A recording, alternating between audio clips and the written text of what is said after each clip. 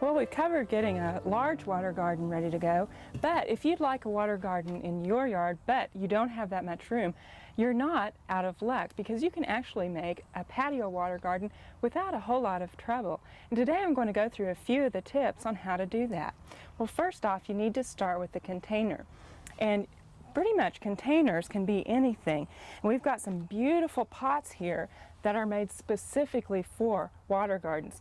And I'd like to take some time and thank Cornerstone Imports for donating these pots to us for our patio water gardens out here at the studio gardens, because they're just absolutely beautiful. And first off, what you want to look for, if you're going to use a ceramic pot, it's a nice thing if the inside is glazed so that the water won't permeate the pot. Also, in the bottom, you'll notice these are specifically made for water gardens because there isn't a hole in the bottom. Now over here, we have a lower pot, and this is actually a set, and this pot doesn't have a hole in the bottom, but our other pot that we're going to use as kind of a fountain has holes so that the water can come through. So that's the nice thing about these, is they're already ready to go. Well, if you have a pot that has a hole in the bottom, don't despair, because you can actually fix those so that you can use them for a water garden. And it's the simple thing of that magic duct tape and some plumber's putty. Just tape up the hole on the bottom and then fill it in with plumber's putty and let that set, and you'll be ready to use that pot. Well, if you're going to use a terracotta pot, it needs to be sealed, so you'll need to use some water sealant on that. Spray it on a couple times, let it dry, and then that will be ready to go. Now you can also use a whiskey barrel. A lot of people do that, and it's best to line those, and they actually make poly liners that actually fit specifically a whiskey barrel. Now the reason that you want to line the whiskey barrel, one, because it may leak, and two, because some of the toxins from the barrel will leak into your water and could kill fish or your plants in there. So it's best to use some kind of a liner in that barrel. Well, once you've selected your container, next you need to know what size of pump if you're going to have a running water feature in that. And what you need to do is, first off, calculate how many gallons of water your pot will hold. And for a round pot, basically it's diameter times depth times 5.9, and that will give you the number of gallons in that pot. Well, after that, once you know how many gallons, you need to have a pump that will circulate the water at least 1 and preferably 2 times an hour. And so if you look on your pumps when you're shopping for a pump, it will say right on the container how many gallons per hour it circulates. Now this one actually circulates 170 gallons per hour.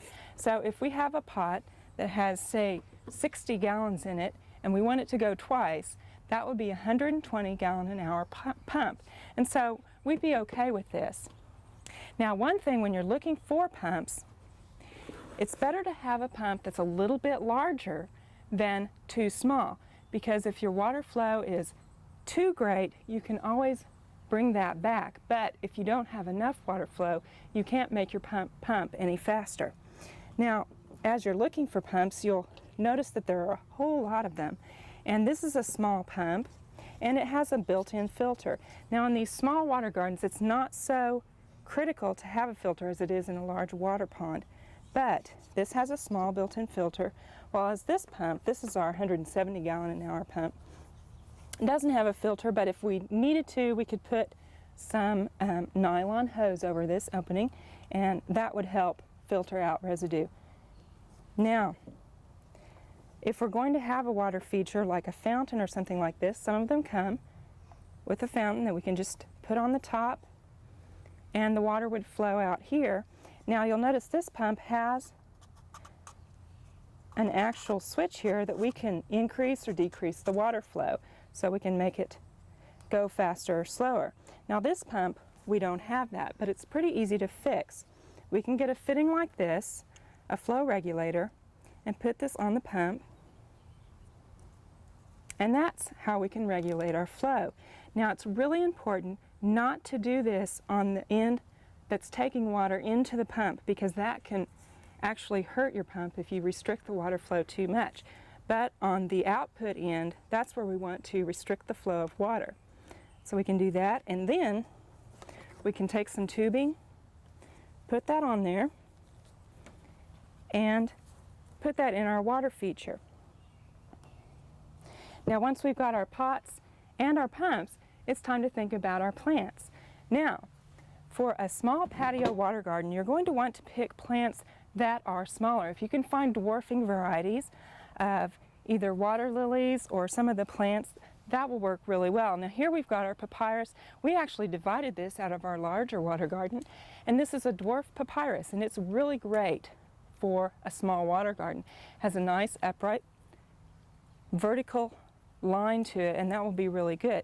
Now these plants here are all bog plants, so they're not going to be very deep in the water. This is an acorus, has a nice grassy texture to it, and that is a really nice bog plant for our small water garden. Then we have a water canna here, and also some juncus. That will work great. Well, in addition to our bog plants, there are also deep water plants, such as our lilies. And if you're going to plant a water lily, you want to have a container that's at least 1.5 feet deep. If it's any shallower than that, you can't put the water lily in at the depth it needs to be. So you're going to need a deeper container if you specifically want a water lily. Well, we also have floating plants here, and our water iris are a great plant for our patio water gardens. These float on the top, and you notice these roots here? These act as great filters to filter out some of the sediment that might be in there. So water iris are great, and also oxygenators are good. Parrot's feather and also elodea that you see a lot of times in aquariums are great oxygenating plants. They live underneath the water and provide oxygen. So if you don't have a fountain or something like that to get some oxygen into the water, you for sure want to put some oxygenating plants in your water.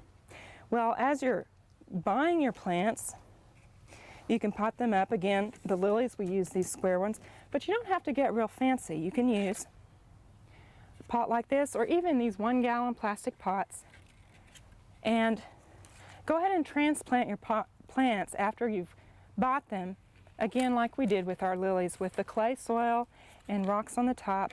Put them in a new container before you put them in your water garden. Well, now that we've got all the pieces, let's take a look at what the result is when we put all of our pieces together.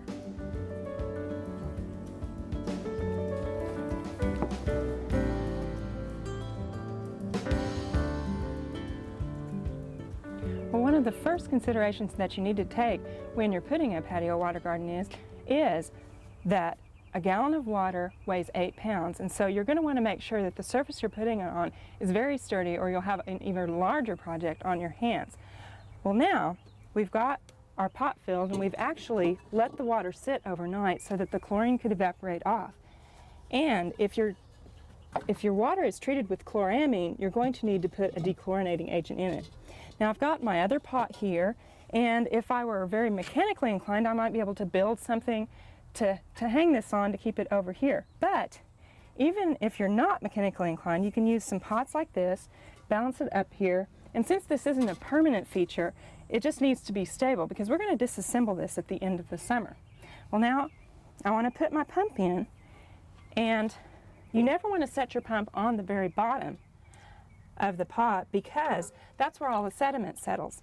And so you're going to want to set this up just slightly so that it's still underneath the water, but it's not sitting on the bottom, and that way it'll keep a lot of the sediment out of your pump, and your pump will last a lot longer. Well, now I've got my pump in, and again, you don't want to just let it dangle from the electrical cord.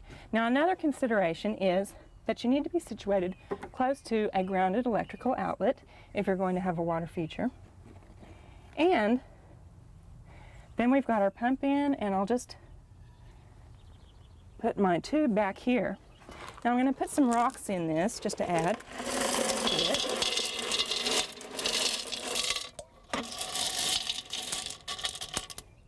And we'll go ahead and turn our water on.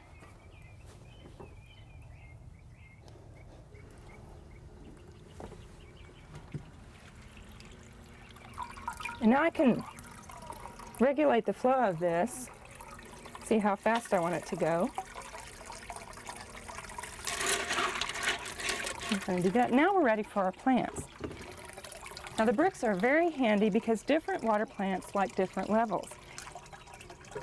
Some only like about 2 inches and others like 5, so that's how you can keep them at their levels. Now when it talks about being 2 inches, that's the very crown of the plant that we're talking about. It's not the bottom of the pot, 5 inches underwater, but the crown of the plant. Now the bog plants, usually 2 to 5 inches is plenty for them. Now you'll notice I've got some vertical plants and I've got some smaller plants here. I'm going to put another vertical plant over here. And then I'm going to put some floaters in. These are, again, our water iris. And if you put your floaters in close to where the water comes in, that will help filter the water.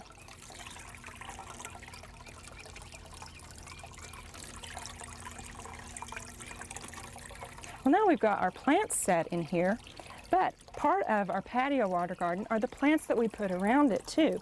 Now here I've got all this space, and so I thought, well, why don't we put a fern in up there? We don't want that sitting in the water, so we'll make a little ledge for it. But if we just set that right there,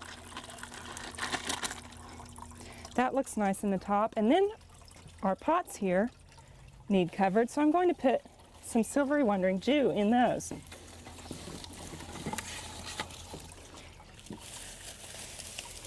And that'll look really nice. We hope you've enjoyed this classic from the Oklahoma Gardening Vault. Remember, even though these tips and techniques are timeless, there's always something new to learn in the world of gardening. By subscribing to both Oklahoma Gardening and OK Gardening Classics, you'll have access to a wealth of gardening knowledge, both classic and contemporary.